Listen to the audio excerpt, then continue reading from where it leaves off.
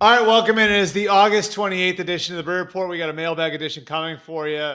Starting next week, I promise the print mailbag will be back. We're just working through a lot of our normal preseason stuff.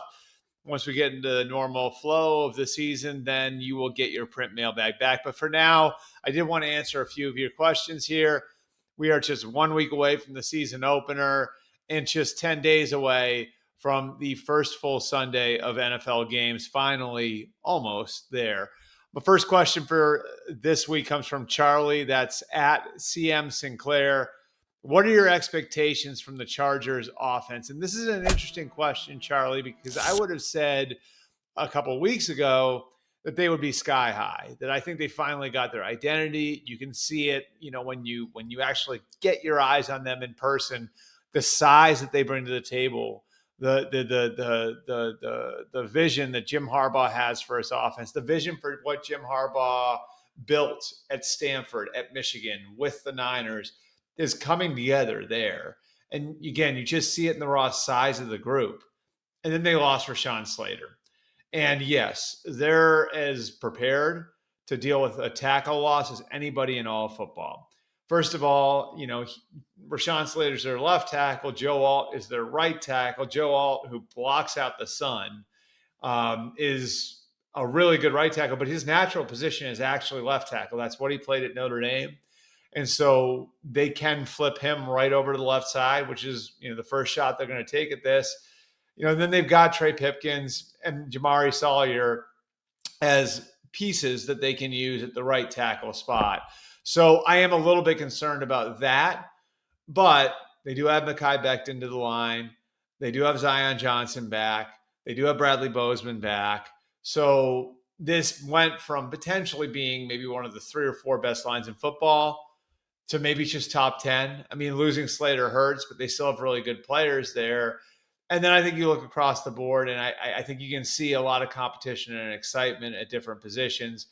I think the receiver situation is going to be interesting, seeing how it plays out. They obviously took the swing on Mike Williams. That didn't work out. They bring back Keenan Allen. We'll see what he has left. He wasn't great last year in Chicago, but you got to be excited about where you're at with Ladd McConkey. I think Trey Harris has a lot of upside as a receiver. They've got Lambert Smith out of Auburn, a player that they think can add a speed element to their offense. So there's I'd say not an elite group of receivers, but a group of receivers that really sort of fit together in the way that they've been assembled. And then in the backfield, I think you've got potentially Jim Harbaugh's version of what he had with Frank Gore in San Francisco. I'm not saying Omarion Hampton is going to be Gore, because Gore is a Hall of Fame player. But just as far as having the sort of workhorse that you can build an offense around, what they see from Hampton, who comes, and is the first round pick from North Carolina. You see vision, you see burst, you see an ability to accelerate on the second level, and you see power. And so all these things come together. I think they've got a chance to have a really special rookie year for Omarion Hampton. Najee Harris, I think, lost a little bit of his ability to compete, but he's going to give you some good depth at the position.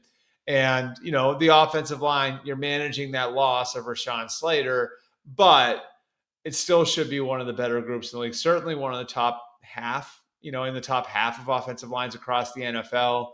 And I think it can, in time, grow into a top 10 unit based on the pieces that they have up there. Remember, even without Rashawn Slater, there are 3 former first-round picks on that line in Johnson, Mekhi Becton, and of course, Joe Alt now at left tackle. Question number 2.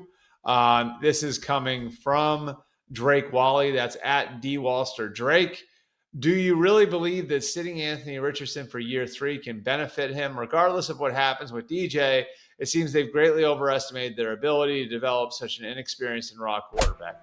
I just think Drake has gotten to the point where some of the mistakes, some of the missteps that you were willing to absorb when he was a younger player, you're less willing to absorb now. What I mean by that is, and I've said this a few times in relation to the Browns quarterback situation, when a quarterback enters the huddle, he's got a responsibility to the other 10 guys in that huddle, that he's going to be able to get the play call out, that he's going to be able to get the team lined up, that he's going to be able to make all the adjustments that need to be made, that he's going to be able to see the field well enough to make the proper play when he's throwing the ball, So much of the success of the other 10 guys in that huddle ride on the ability of the young quarterback to execute that. And I think veterans understand that if you've got a first year or a second year quarterback in the huddle and you get him out there, there are going to be some bumps. And, hopefully if you got a quarterback who's good enough to play that early, there's going to be some things he can do physically that'll help him overcome those bumps, that'll get him through those bumps. And I just think the benefit of having Anthony Richardson from a physical standpoint out there was no longer outweighing some of the things that they were having to manage because his growth hadn't come along quick enough.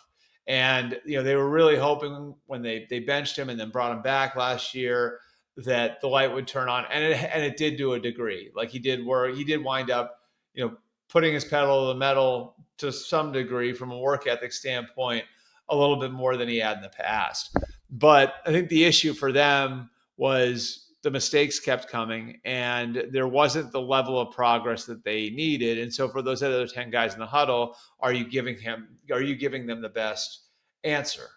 And, when I was talking to their coaches over the summer, really what they were looking for was somebody who could come in and just operate the offense at a high level. If you can make plays, fine.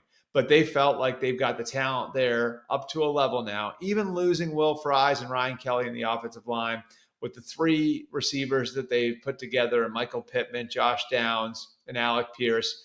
And, we'll see what they get from A.D. Mitchell. With Jonathan Taylor in the backfield, they really felt like they just needed somebody who'd come out and run the offense at a high level. And that was going to be the bar, who could put their hands at 10-2 and operate the offense. And Daniel Jones did a better job of that.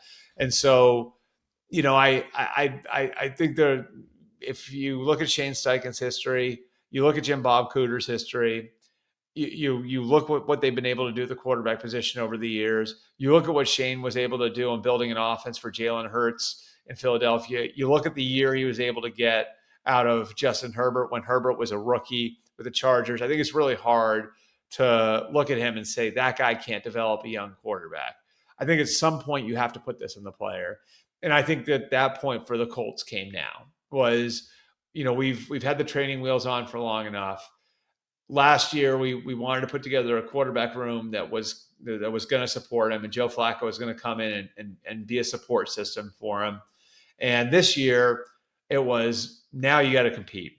The job isn't yours. You're not on scholarship anymore. You got to come out and you got to compete and you got to win the job. And ultimately, he wasn't able to do that. And so for a coach in his third year, for a general manager in his ninth year, who only has been to the playoff twice, this is a really important season. And by the way, that team won 8 games last year, despite being 29th in the league in total defense and 30th in giveaways.